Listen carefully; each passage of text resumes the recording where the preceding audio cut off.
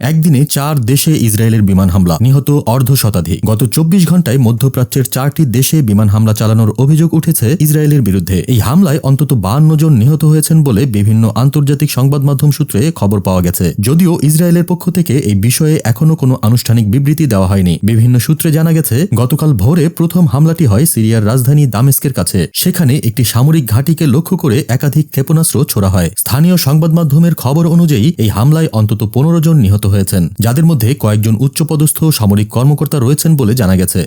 এরপর দ্বিতীয় হামলাটি হয় লেবাননের সীমান্ত এলাকায়। ইসরায়েলি যুদ্ধবিমান থেকে বেশ কয়েকটি বোমা ফেলা হয় বলে অভিযোগ। লেবাননের স্থানীয় প্রশাসন সূত্রে খবর, এই হামলায় অন্তত 12 জন বেসামরিক নাগরিকের মৃত্যু হয়েছে। তৃতীয় হামলার ঘটনাটি ঘটে ইরাকের পশ্চিমাঞ্চলে। সেখানে একটি আধা সামরিক বাহিনীর ঘাঁটিকে লক্ষ্য করে বিমান হামলা চালানো হয়। এই হামলায় অন্তত 18 জন নিহত এবং বেশ কয়েকজন আহত হয়েছেন বলে জানা গেছে। চতুর্থ এবং শেষ হামলাটির খবর আসে ইয়েমেন থেকে। সেখানে হুথি বিদ্রোহীদের একটি অবস্থানে বিমান হামলার অভিযোগ উঠেছে। স্থানীয় স্বাস্থ্যকর্মীরা জানিয়েছেন, এই হামলায় অন্তত 7 জন নিহত হয়েছেন। এই 4টি হামলার ঘটনা একই দিনে ঘটায় আন্তর্জাতিক মহলে তীব্র চাঞ্চল্য সৃষ্টি হয়েছে। বিভিন্ন দেশ ও আন্তর্জাতিক সংস্থা এই ঘটনার নিন্দা জানিয়েছে এবং ইসরায়েলের প্রতি সংযমের আহ্বান জানিয়েছে। তবে ইসরায়েল এখনো পর্যন্ত এই হামলার বিষয়ে কোনো মন্তব্য করেনি। রাজনৈতিক বিশ্লেষকদের মতে, এই ধারাবাহিক হামলার কারণ এখনো স্পষ্ট নয়। তবে এর ফলে মধ্যপ্রাচ্যের পরিস্থিতি আরও উত্তপ্ত হয়ে ওঠার আশঙ্কা রয়েছে। আন্তর্জাতিক সংবাদ মাধ্যমগুলো এই ঘটনার বিস্তারিত খবর জানার জন্য বিভিন্ন পক্ষের সঙ্গে যোগাযোগের চেষ্টা করছে। এই বিষয়ে আরও নতুন তথ্য পাওয়া গেলে তা দ্রুত আপনাদের জানানো হবে। আপনারা দেখছেন প্রতিদিন সকাল।